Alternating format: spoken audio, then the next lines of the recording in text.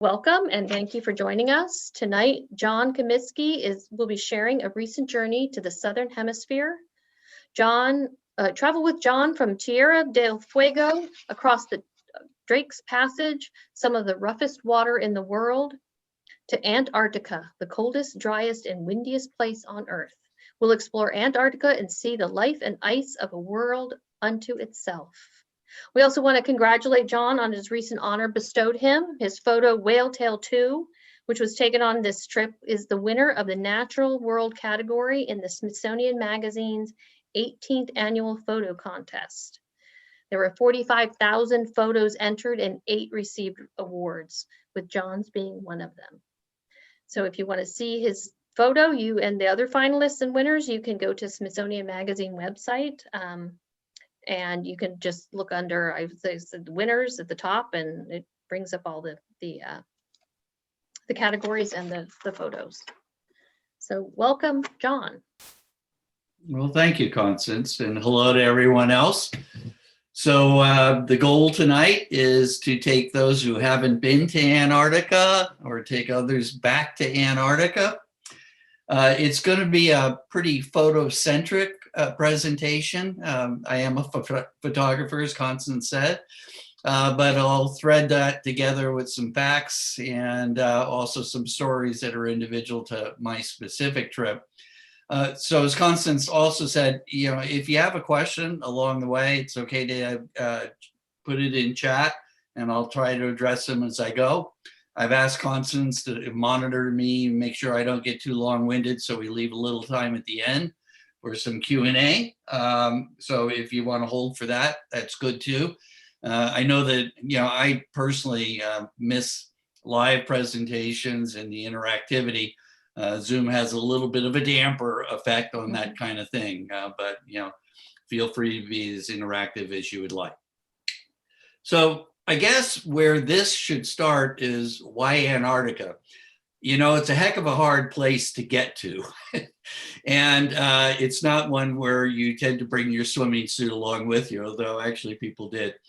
And for us, and us in this case is my wife and I, it starts with a goal that we've had for some years, and that is to put foot onto every continent on Earth. Antarctica is the 7th of the continents that we've done that so far. And I'm betting the majority of the audience thinks that means that we're done. But in 2017, a new continent, an 8th continent was declared. It's called Zealandia. And the tips of its mountains are the North and South Islands of New Zealand and New Caledonia and some other islands. So we're actually an 8-continent world now, and that means my wife and I have one to go. We've been to New Zealand, so the one that we have left is Asia. But the reason for that was to continue with that goal, but there actually are other reasons, and they're going to kind of become self-evident as we begin to go through the presentation. So I think, Constance, what I'll do now is just move into sharing my screen so that we can flow with pictures along as we go. So this trip, as I said, Antarctica isn't an easy place to get to. And just the trip getting down and back, I only did it one direction because it really just doubles over each other, is just short of 17,000 miles. Now, the way that we went with a company called Lindblad that partners with National Geographic was to start in San Francisco. And in our case, because of the particular ship we were transferring to eventually, we landed in Santiago, Chile. Now, we'd hoped actually we came in early to see Santiago, which has some fairly historic architecture, but they were in the middle of a number of major demonstrations about the equality of wages. And the places that were all the most interesting were sealed off because of that. So we spent a couple of days in Santiago, but where the trip really began was that second leg that goes down to a city called Ushuaia. And Ushuaia is at the end of the second arrow there. It is the furthest south of any city in the world. And this is what it looks like from the air. So Ushuaia sits in Tierra del Fuego. For those that may not know, Tierra del Fuego stands for land of fire. And the reason for that is that the indigenous tribe that lived there when the Spanish arrived, even though they were in the latitude that they were in, they didn't wear any clothes. And so a couple of their strategies to deal with that was to use an oil lotion that helped insulate them, but they also built large bonfires all over their encampments. And the large bonfires were seen pretty far out to sea from the Spanish, the smoke going up. And so they named it Tierra del Fuego before they even landed and saw what the reason for the smoke was. But the interesting thing about the tribe, well, there's many interesting things, and I'm not going to go too much into it, but they even swam in the water without clothing of any sort. And the water was colder back then than it is now, and it's 29 degrees now. So you can imagine what that was like to take a dip. And what you're looking at in the background, which is just gorgeous from both the air and on the ground, is Patagonia. Tierra del Fuego is the very tip of that. Patagonia is owned by Chile and Santiago and Argentina both. And because of that, they're kind of vying for who has the upper hand. And the way that Argentina is doing it is to stimulate the growth of Ushuaia. So they're actually building housing down there that people can move into without anything down, with no interest, and every monthly payment that they make goes directly to the principal. And the idea is to grow the population of Argentina in there. But for purposes of getting into Antarctica, that's the last point in South America where you're on land before you have to do a sea crossing to get down to Antarctica. And the sea crossing is one that is fabled. As a matter of fact, it's known as the roughest crossing in the world by a number of people. That's the ship actually leaving Ushuaia and going out to sea. Now that obviously right there looks pretty calm. And the reason for that is that this is a passage that goes on for a few hours before you actually get to the Drake's Passage, which is the crossing. And that's down the Beagle Channel. And it is pretty calm, and you get some good scenery as you go down. The reason for me capturing this one shot, that is a bird called a Wayward Albatross. Now, one of the things that you didn't hear in my introduction, and it's kind of the basis of some of the shots that you'll see, is that I'm also president of Napa Wildlife Rescue. And I've been with them for about 7 years now. I'm a volunteer, as is the whole board. But I had never done wildlife photography before I joined them. I did other types of photography for many years. But I now probably do about 80% wildlife photography as we travel around the world. And the bird that you see there is the one that's in the tail of the ancient mariner and whatnot. It has the longest wingspan of any bird on Earth. So the wingspan of that bird is about 11.5 feet.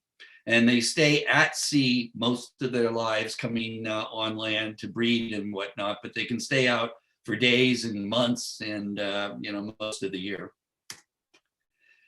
Now, you should know in context to this, and it'll come up more than once, that going with Lindblad, who partners with National Geographic, they characterize their trips as expeditions. And they're actually pretty serious about it. So when we took off, which we left Ushuaia on the ship on New Year's Eve, 2019, and we celebrated New Year's Eve because of the travel before. In fact, the two friends that came with us and my wife and I had only had an hour and a half hours sleep before we boarded the plane to go to Ushuaia. So it was kind of an early evening, but that didn't stop them from coming over the loudspeakers at 4 a.m. local time to announce that there was something to see, which was whales in the water. And we'd only been asleep for a little while at that point. So I missed the 4 o'clock call, but we had another at about 5:30 in the morning and managed to get up on deck. Now, when you go down there, you have a whole routine about attire. We're wearing 3 layers pretty much top to bottom. And I think the first time that we got dressed, which was that morning, trying to come up on deck, it took us about 20 minutes to sort it all out. But afterwards, you got so practiced at it, you had everything in the order in which it needed to go on and off, that you could do it in about 5 minutes. But this turned out to be a really worthwhile early rise. There was a whale that was off the bow of the ship, the one that you're seeing in the picture right now. And as I said, they call it an expedition because if something shows up, if there was a plan for the day and they don't really have solid plans for the day, the ship goes to whatever it is that's of interest. And in this particular case, this whale, there's a better shot of him, was breaching. He's a juvenile, maybe or young adult, and he breached 37 times in a row without pause in between breaching. They're not yet sure why humpback whales, this is a humpback whale, by the way, breach, and there's more than one theory. One theory is that they do it to get rid of barnacles, and I bet a lot of people have heard that. Another theory is that it's a way to communicate to other whales that there's a food source there, and the slaps repeatedly will tell them that. Yet another thing is that they do it because they can, because it's fun. And in this case, they could all be true. I don't think this whale was interested in barnacles as much as communicating or having fun, because he was having a ball. And at one point, as he was coming down, instead of submerging, he actually flicked his tail and swam along the surface upside down on his back. So I said there was more reasons in the goal to just be on every continent in the world.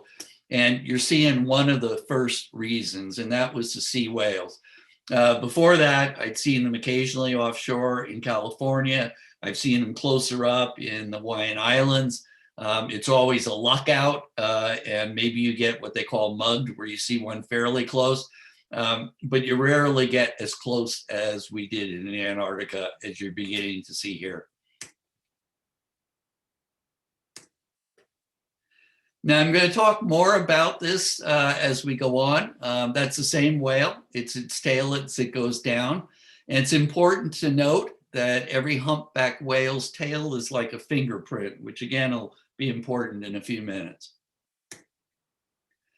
So our first landfall for us as individuals and for the ship in 2020 was in the Antarctic Circle. This is actually the Shetland Islands. And here's another reason I wanted to go to Antarctica. I have encountered penguins up close in Africa, and even one in LA for some reason that was upstream. But I love pelicans, and I can guarantee if you go to Antarctica, it's pretty tough to come away without loving penguins. They're everywhere, and their antics are irresistible. Now, one of the kind of neat facts about them, this is a pair, and penguins mate for life. But the way that all starts is there's a mating ritual that they go through, and the male finds a rock because in a lot of places, rocks, at least of the size that he can put on his foot, are not in abundance. And he finds one that he thinks will attract the female and brings it to the female by balancing it on his foot. If the female is pleased with the rock, they become a pair, and they're a pair for life. Even though they may not be together all the time, sometimes they go off in different excursions by themselves, but they always come back to whatever the home beach is, and they're always looking for the same partner. Now, what they do when they nest, and this female, the one that's lying prone, is actually on a nest, And that rock ring that you can see around the bottom of the female, right down here, that's what they call a nest. But actually, it's just a ring of rocks, and the egg is flat on this muddy surface underneath the female. They do trade off on laying on the egg. And egg or the rocks that comprise the circle are so prized that it's common practice that they steal them from other penguins who are not at their nest. Having observed that, a scientist one year decided he would do an experiment. What he did was, in one nesting site, he painted all the rocks in each nest a color, but they were each a different color. And the thing he wanted to test was what the level of theft actually was. So he came back the next season and he found that every single rock ring nest had every single color that he had painted. So the level of theft is huge. This is a scene with a family of penguins, and it illustrates a couple of things. That's a baby, and so you have the entire family unit. They wind up actually, because the climate changes between winter and summer, but they wind up having offsprings over a period of time. So even though you're down there for a week or so, you'll see chicks of various sizes all the way from the egg on up. In this particular case, the male, who's the one closest to the screen, is engaged in an entirely different activity. I'll let you speculate, but if you ever see one that spreads its tail like that, you go the other direction.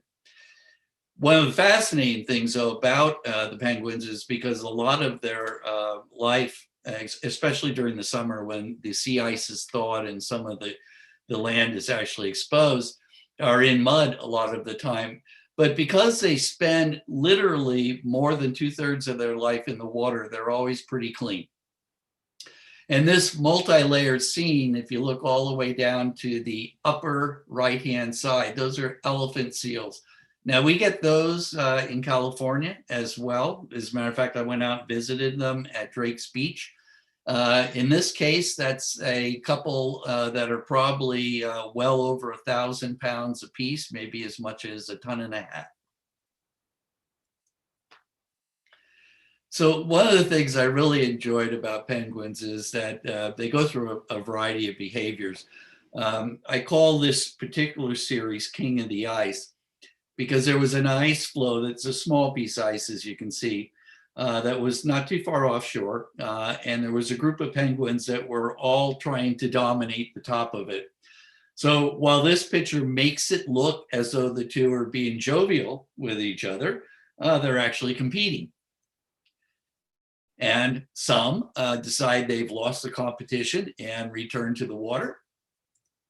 Others contest the competition, and sometimes that results in that. So that particular penguin pushed the other penguin into the water, but it wasn't done. And so a moment later, it was back out and the combat resumed. Now, just before I show you a little bit of this in video terms, this is one of the hardest shots you'll see in the entire presentation. And the reason for that is because when penguins are actually in the water, they'll swim along under it quite frequently. You're not quite sure where they're going to pop up. And when they do, they pop up with a little blip, and then they're back underwater again. So to catch this shot, I had to follow this guy, try to anticipate where he was going to surface, and I had less than a second to take a shot. So here's a compilation of a couple of 3 videos that will give you a sense of what it's like. This first part, we don't know what started the argument, but you'll see the result.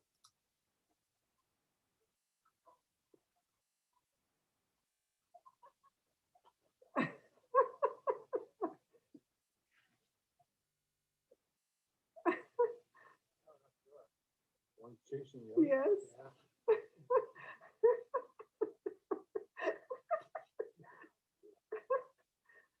Kind of nonstop now.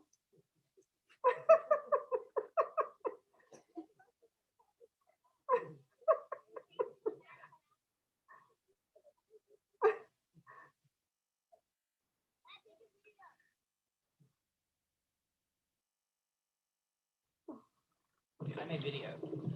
Are you video? Here's King of the Ice in action. Yep. Pictures. Filming. Is it hopping up back? He's getting yelled at. This is a great video moment too. Yep.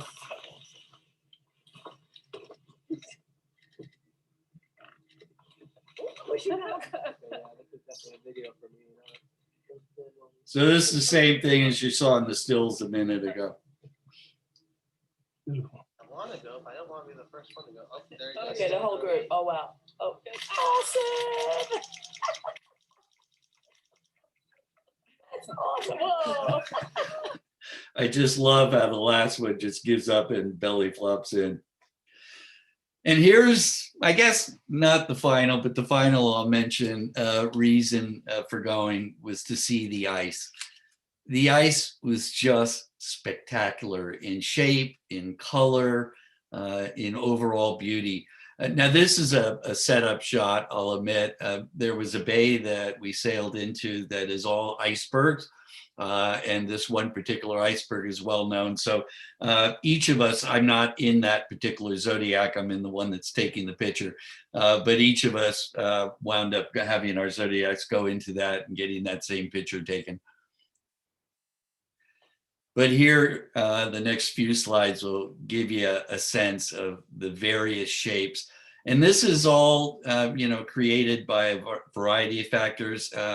As Constance read off of the blurb about the talk, it's the windiest continent on the on Earth, and because of that, a lot of erosion occurs by wind.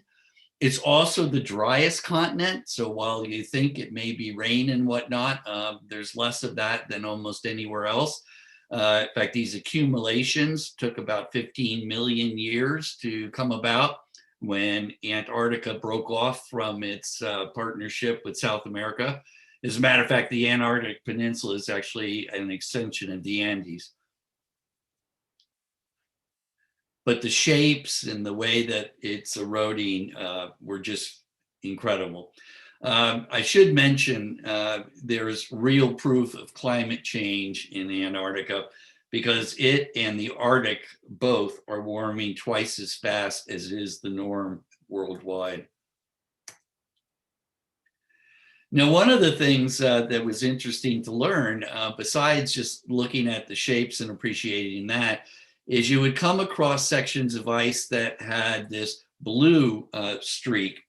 And the reason for that is that because the ice took millions of years to form, when the snow falls, it actually captures oxygen in it, not just oxygen, but air in general. And the air captured inside the ice, where you see the arrow going, that's what makes it opaque. But when it warms, and at the time of year that we were down there, it was light 24 hours a day. And the temperature actually in many days was in the upper 30s. And so the ice then can melt. And when it melts and refreezes, the air is released out of the ice, and the purer ice actually generates more of a reflection of blue like that. This is more of the same bay. So we cruised around probably for about an hour. I just like the way the ice framed the particular zodiac in this case, but there was iceberg after iceberg after iceberg. Shape after shape after shape. And one of the things that was interesting is that I'm sure everybody's heard that, much more of the iceberg is underwater than is on top. And what happens is the top is, of course, exposed to the sun. And as it melts, it becomes lighter. And as it becomes lighter, then it frees up the ice that it's been holding under the water with its weight. And so the iceberg will actually rise and expose the part of the berg that's underwater. We managed to stick a GoPro under the water at one time, and this shape was one you frequently saw, not the exact shape, but the notion. And that is that the water is eroding the ice under the water, in cases faster than the air. So what's happened with this particular iceberg is two things. It has risen up to reveal these shapes that were formerly underwater. And at some point, this line here, it tipped over because its shape changed.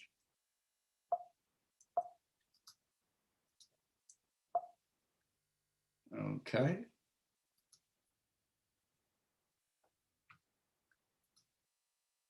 It lost the arrow for a second there. Uh-oh.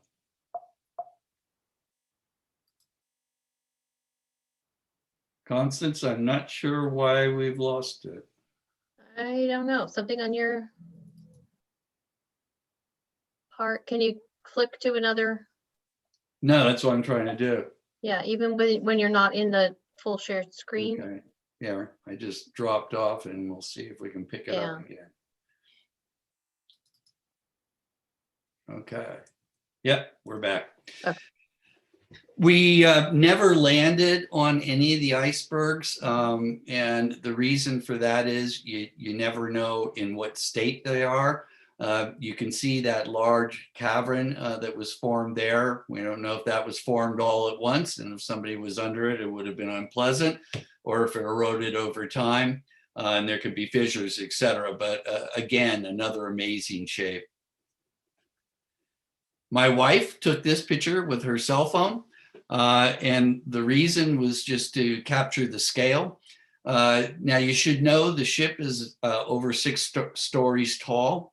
It's at a distance. It's much further than it appears to be in the picture, but that means that the iceberg that we're under is over 6 stories tall as well. Now, this particular piece of ice, and we're in not Antarctica itself, but the Antarctic Circle, and in a little bit north of the Antarctic Peninsula, is a piece of ice that was the largest iceberg that was in the area at the time. I had to buy a special lens before coming because ice was one of the targets I was interested in, and I knew I'd encounter something like this. So that's about 300 yards wide. So I needed an extra wide angle lens to be able to capture it. It almost looks like it's sculptured, but a lot of things are perception, because from a different angle, that's what it looked like. And here's another case of perception. And if we were in the room together, I'd be asking you, what do you think you're looking at? But since we're one way, I'll tell you. So I went up onto one of the decks, and the boat or the ship was actually facing that same iceberg that we just looked at. However, it was maneuvering to actually turn and go around it. And I hadn't brought my camera because I was upstairs for a different reason, but I did have my cell phone on me. And I noticed that as the ship was swinging around, its bow at one point would cause a reflection off the windows of the ship, which they keep very clean, and is the left side of the screen that you can see divided down by some of the wall. And the other side, which actually was looking at the iceberg. And I tried to catch the point where we were right in the center where the two images match and make it look like it was actually one long iceberg when it's really just the tail end of it reflected off the windows. So you can take pretty good pictures with your iPhones these days. That's a picture of us. I'm on the left-hand side. That's how we all look. And this was a trip at night. So as I said, it didn't get dark. The sun was up 24 hours a day. And this is at 10:30 at night. And we're going down this channel that, unfortunately, from one aspect, a mist came in and obscured these two towers that were each probably 400 feet tall of that black rock, guarding like sentinels both sides of the channel. The water was absolutely glass perfect, and we were headed for a channel coming up. But you had the feeling that you were in another world. You had a feeling that there were no other people around in this world but those that were on the boat. It was just magical. It's hard to actually convey without standing there. So this is a sign of the effects of man, and we'll go through a few more. Whaling was one of the greatest threats to Antarctica, particularly to the whales, and started in the 1700s. It was a lot harder job in the 1700s. And so as time went on, they improved their techniques and whatnot. And eventually in the early 1900s, it was done with ships like this. This is a wreck of a factory ship. And what that meant was that the actual whalers would go off on smaller craft and they would hunt the whales, and then they wouldn't have to go back to land in order to process it or try to do it by the side of the ship. They would just take it to the factory ship, which was set up completely to do nothing but process the whale and go back out to hunt. So it increased their production.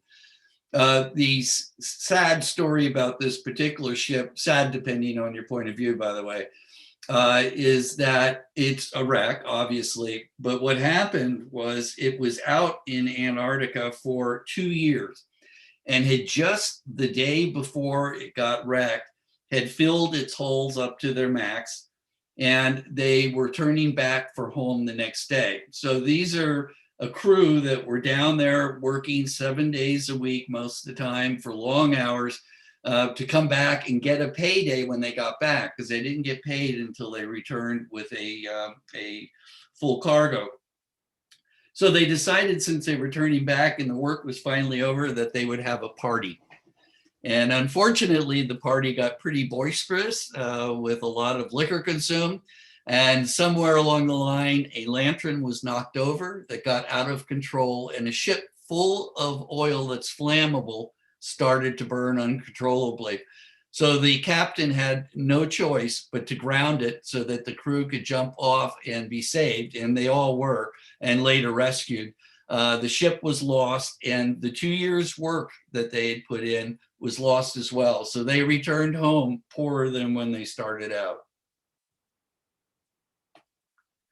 While we're in the bay that ship was in, I just took a few pictures of this guy. This is a common resident of Antarctica. It's called a Weddle Seal.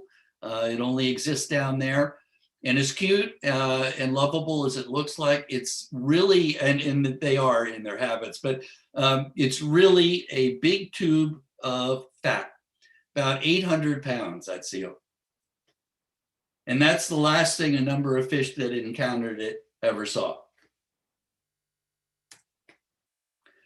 Now, because I'm a wildlife photographer, I'm used to taking bird pictures in Napa. So when a gull flew by, I couldn't resist. But this was the start of kind of an entertaining interlude.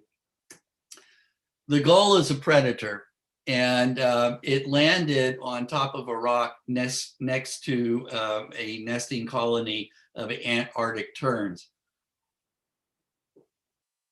It's a threat to the eggs of the Antarctic terns. It doesn't go for the terns themselves because they can outfly it, but it can go and get the eggs. And so the terns don't care for it. So when this gull landed, there was a worrying of the flanks that began. That was some really beautiful aerial acrobatics. It didn't win for the terns. The gull basically squawked back. It never tried to fight him because it knew they could outfly it, but it remained on station. What happened afterwards, we don't know. And that's a picture of yours truly and my friend Sean behind me. And that's actually as we're taking pictures of the tern gull interchange.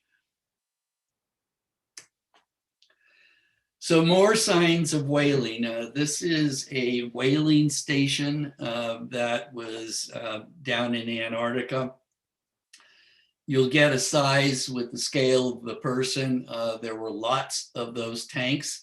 And they took the place of the factory ship. So the stations were on land. The whaling ships would come in, they would drop off their whales, get a chit that would be redeemed later, and the whales would be rendered. There was probably 20 of those larger tanks like that. And this is after it was abandoned in the 1940s. So probably lots more before that. The reason that they're at the odd angles that they're at, there's just another picture of them, has to do with a station, that building that you see in the back was part of. So after it was abandoned, the English took over the site and made it a weather airstrip station. And that was in the 1960s. They didn't do, I think, enough checking of the area before deciding to be there, because the reason those tanks are at an angle and the base got abandoned and all the ground looks black like that is that this mountain right here is actually an active volcano, and it went off. And so the entire station, the ground tilted and whatnot, and all the ground became unusable. So it never got used after that once the British left. There are still some remains, so that they kept after it was a whaling station, and those have been excavated and remain on the surface. That's my wife, my partner explorer, and again, pretty much what we all look like in multiple layers with the Parkers with the fur hoods. Now, this isn't a particularly interesting picture until you know what it is. And the reason that I took it was that this is the bay in front of the whaling station that we just looked at.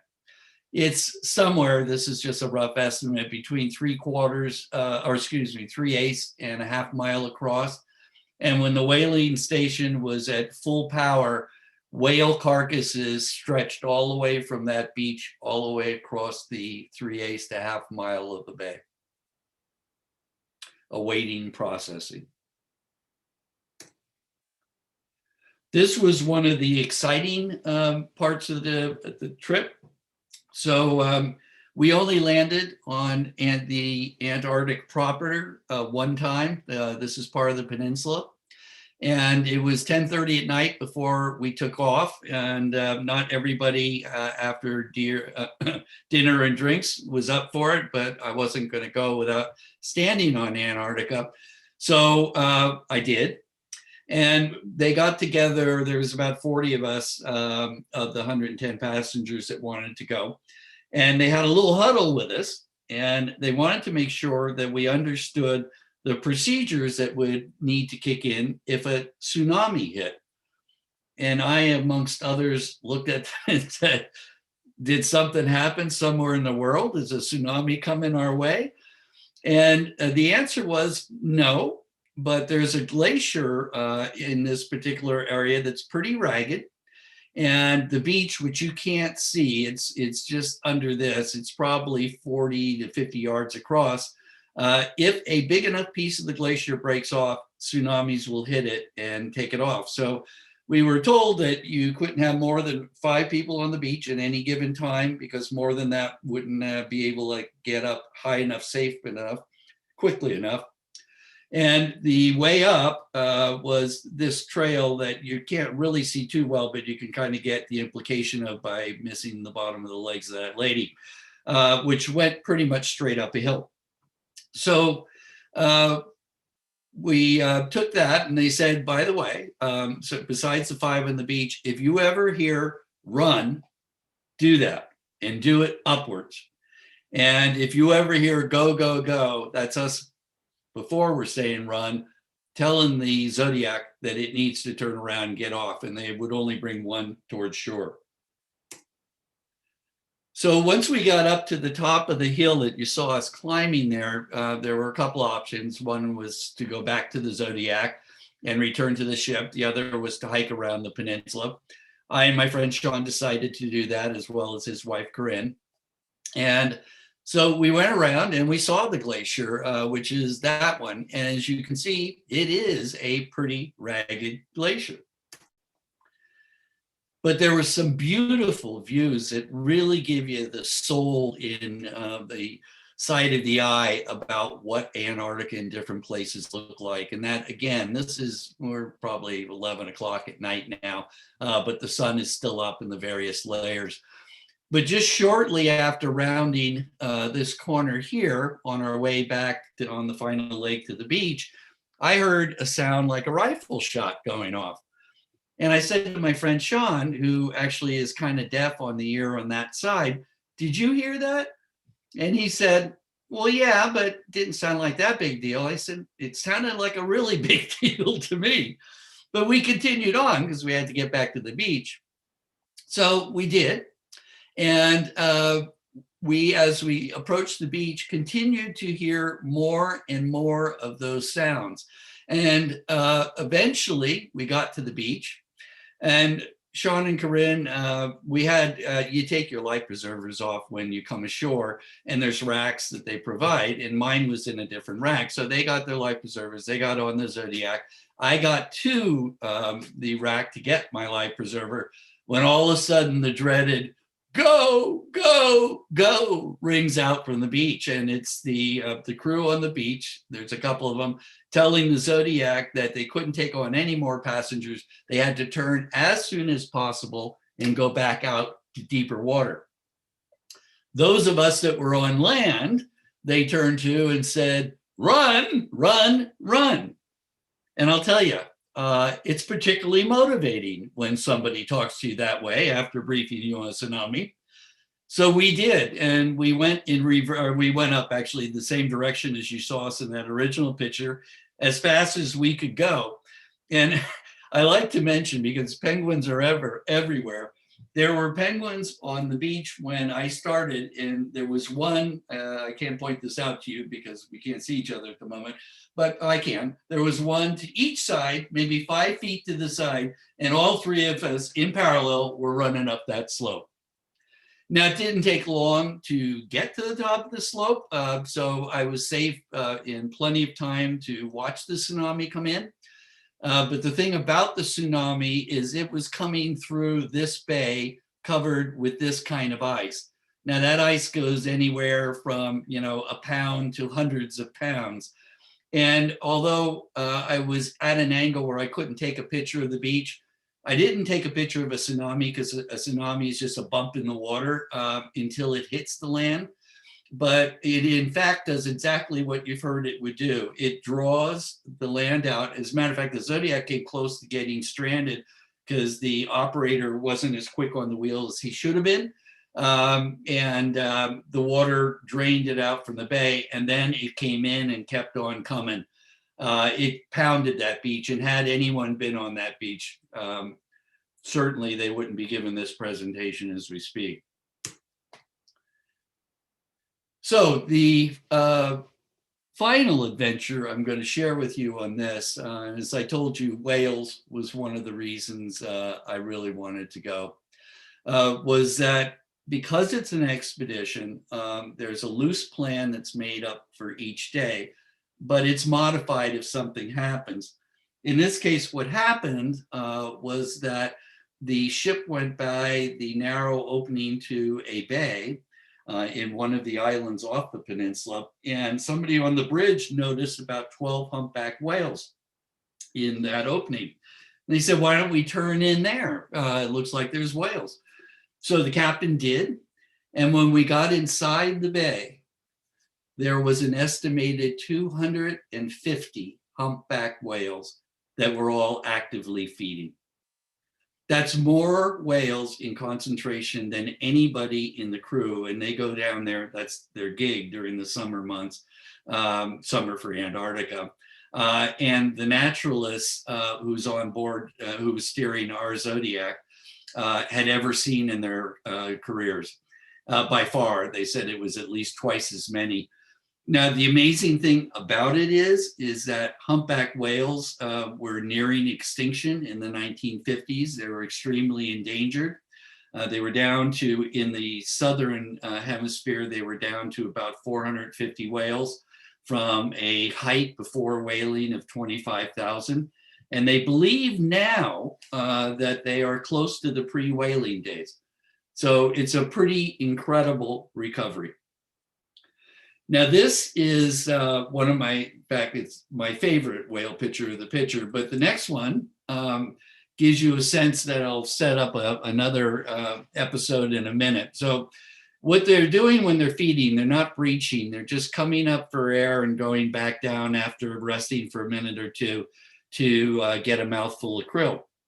And that's a whale that is surfacing there. Now, that's an animal that's between 38 and 50 feet long, can weigh between 15 and 20 tons, breaking the surface. And that'll be important in just a second. Look at the variety of the whale tails. The reason that is important is because each one is like a fingerprint. And you're actually able, if you take a good enough picture, to send the picture into a website called Happy Whale. And Happy Whale tracks humpbacks around the world. The picture gets entered into an algorithm and they can tell if it's ever been cataloged before or not. I sent in 7 of those and 5 had never been recorded by science before. This was one of those. The other 2 had, but in every case, once they're recorded once, they get a code. And that code allows you to go back onto Happy Whale and track any further sightings of the whale that got turned into Happy Whale. And that's what happened with this particular one. This is the picture that was mentioned earlier. It won the Smithsonian National Photo Contest that ended this. It was announced actually on April 1st. And that picture won the natural world category. There were 5 other categories, and then there's an overall winner and an overall choice. But that picture's been seen now around the world. It's also, just to let you know, for any who are interested in seeing any of these pictures again, or for longer, or for owning them, my website is just johncomiskeyphoto.com. And there's pictures from all over the world of wildlife. There's also many of these and other pictures from around the world in the Art Association Gallery on First Street if you happen to be in Napa. So you can kind of get the sense, and I'm going to go back to this one. So when a whale comes to the surface, what it's doing just before it gets to the surface is it blows out a breath of air. And the reason for that is that the air causes a ring to go out and rise to the surface. And the krill that the whale eats reacts to that ring and they bunch in closer. So the whale is able then to get a bigger, better mouthful. So every time a ring like that hits the surface, it's kind of like a stone hitting the water and the ring spreads. The gulls would immediately swarm to the center of it because they knew a whale was going to surface. It was going to get the water off its baleen and swallow the shrimp, but some of the krill would fall in the water and fall to them. So we were in the water for quite a long time, about 2.5 hours, watching whales diving the entire time, when all of a sudden a circle, like I just described, opened that surrounded the zodiac we were on. And we knew that meant that a 15 to 20 pound, up to 50 feet long creature was coming up directly under the zodiac. So the only thing you could do at that point was grab onto anything that you could hold on to. We had life preservers on, but we were sure for a few seconds we were going into the drink. And the water, as I said, is 29 degrees, and my camera equipment wouldn't have come back on board the ship in the same way it left. Fortunately, however, it turns out that whales look when they come up. And so the whale itself saw the outline of the zodiac and came up about 30 feet off to the side. I can't tell you the collective sigh of relief. Because we were out there for about 2.5 hours, that's our naturalist in the center who's been all over the world and even dove in the Antarctic waters. The ship sent out a little boat with Baileys and hot chocolate to get us warmed up before we came back. So this is the last picture of the series that I'm going to open up for questions. I mentioned at the beginning that the Drake's Passage is known to be at times the worst crossing in the world. At times it can be pretty flat, and they call it Lake Drake in those occasions. So it's 2 days of travel to Antarctica and another 2 days back. On the way down, the swells were about 8 feet high, which was okay for just about everybody. The boat has stabilizers on it. But this is the way back, which was not so good for everybody. I'm standing on top of the 6th deck, and I'm looking down, and those are swells that range between 12 and 16 feet.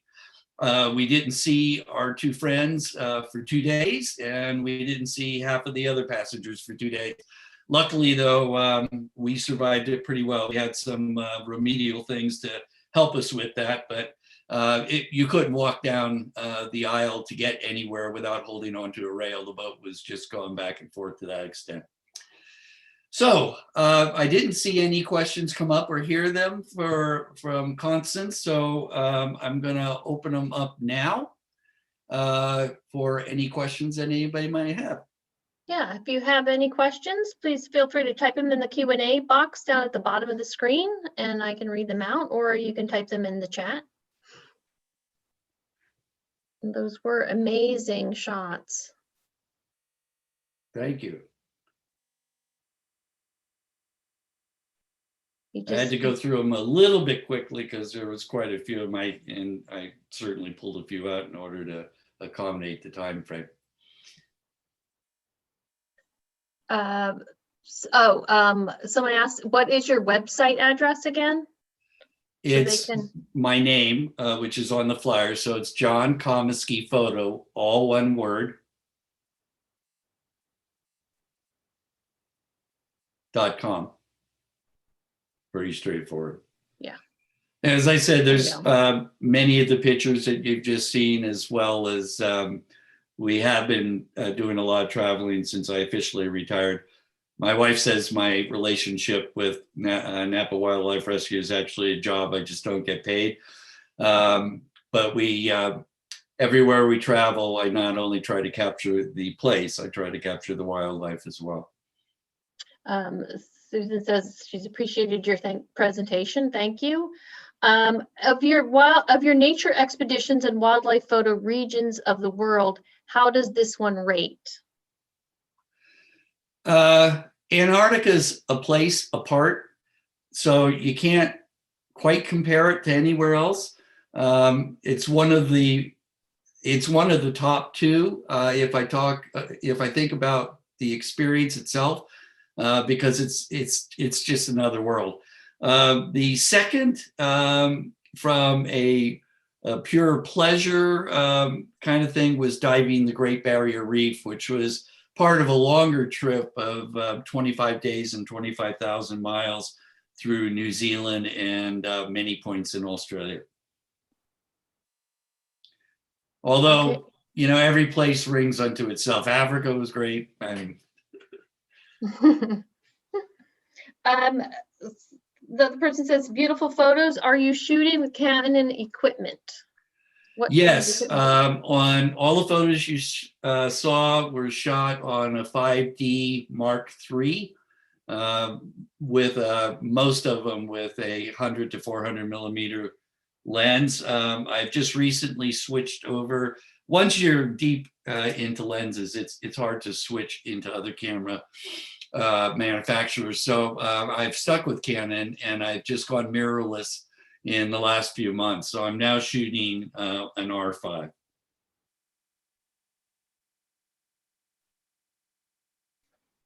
Okay. Any other questions? Nope. Okay. Okay, well, thank you, John, for this presentation. It was wonderful. I loved the photos. I loved seeing the penguins, and I just myself can't say, like, the perspective of it. I think it's just not, without being there, I think you just can't really see it. There's my video back, but yeah, amazing. Thank you much. I recommend it. As I said, it's the hardest place to get to I've ever gone, but it was rewarding in many ways. And Claude, thank you as well. Yeah, and thank you everyone for joining us tonight. And I want to remind you that next month, May 20th, Our next remarkable journeys will be What 1,000 Miles in the Sierra Has Taught Me with Paul Wagner. So I hope you join us again next month for our next remarkable journey. And thank you again, John. We look forward to seeing more photos from you at some point in the future for your next, when you hit Asia. Actually, I'm for those that live in the Napa area, I'm the artist of the month in the library in October. So there'll be a lot of photos hanging Oh, good. in the library to see. Oh, I look forward to that. Yeah. Do we have one more question? How big is that photo that won the prize? Like size-wise, I'm assuming? I guess it Yeah, depends on how you wanna put the it up. actual photo was 21.5 megabytes. It got converted to JPEG, which reduced it. So what is it at JPEG now? It depends on the photo. I think it's around 8 or 10 megabytes. But you have to, in a contest like that, they ask for the raw file. That's like the negative for those that don't know the term, so that they can verify every single megapixel that you didn't do something untoward in order to make the photo, because some folks do. Okay, well, thank you. And I want to say goodnight to everybody, and we look forward to next month's presentation. Good night, John. Good night. Thanks.